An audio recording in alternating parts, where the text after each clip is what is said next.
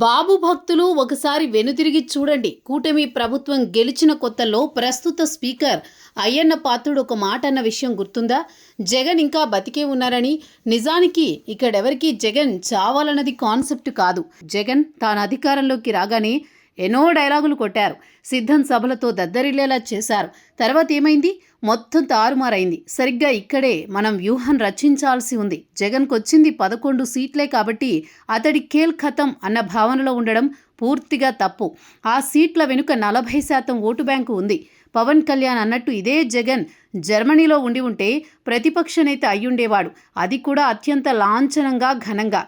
నిజాలు మాట్లాడుకుందాం. జగన్ తల్లి చెల్లి వెళ్ళిపోయారు. ఇక అతడు ఒంటరి. రేపటి రోజు జైలుకు కూడా పంపించేస్తాం. ఆయన వెనుక విజయసాయిరెడ్డి కూడా లేడు. మోడీ నుంచి కోర్టుల వరకు మొత్తం వ్యవహారం నడపడానికి సాయిరెడ్డి సాయం కూడా కోల్పోయాడని అనుకూల మీడియా రాసే విషాద గాథల మాయలో పడిపోకండి. లైట్ తీసుకోవడం కూడా చేటు తెచ్చేదే. ఎందుకంటే అది మరో వ్యూహం కావచ్చు. అటు నుంచి నరుక్కు రావడం అన్నదొకటి ఇందులో దాగి ఉండొచ్చు. ఏమో ఇప్పటిదాకా షాలు జగన్ని జైలుకు పంపకుండా ఉన్నారంటే అర్థమేంటి? షా ఇక్కడికి వచ్చినప్పుడు జగన్ గురించి వాకపు చేసిన విషయం గురించి మర్చిపోయారా?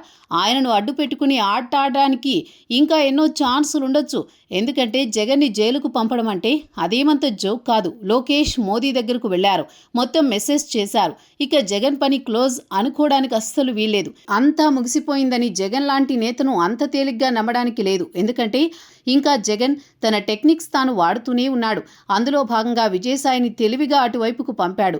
చాలామంది సాయిరెడ్డి కూడా లేరు అని ఫీల్ అయిపోతున్నారు. కానీ ఆయన నిజంగా అలాగే ఉన్నారా? ఒక లీడర్ పార్టీని వదిలినప్పుడు ఆయన హావభావ విన్యాసాలు ఎలా ఉండేవి చూడలేదా మీరెప్పుడు? అదే విజయసాయి తాను పార్టీని వదిలినప్పటి నుంచి ఇప్పటి వరకు జగన్పై అదే సాఫ్ట్ కార్నర్ చూపుతున్నాడు. గమనించారా? సాయిరెడ్డి ఇంకా జగన్కి సాయం చేసే మోడ్లోనే ఉన్నాడు. అందుకే పార్టీ వదిలి వచ్చిన నాటి నుంచి ఇప్పటి వరకు ఆయన తిట్లలో ఏమంత ఫ్రస్ట్రేషన్ లేదు. అంతా వ్యూహాత్మకంగానే ఉంది. గమనించారా? ఏమో ఏ అవసరాలు తీర్చడానికి ఈ రాజకీయాల్లో ఎవరు ఏ వైపు నుంచి ఎలా కాపుకాచి ఉన్నారో ఊహించలేం కూడా.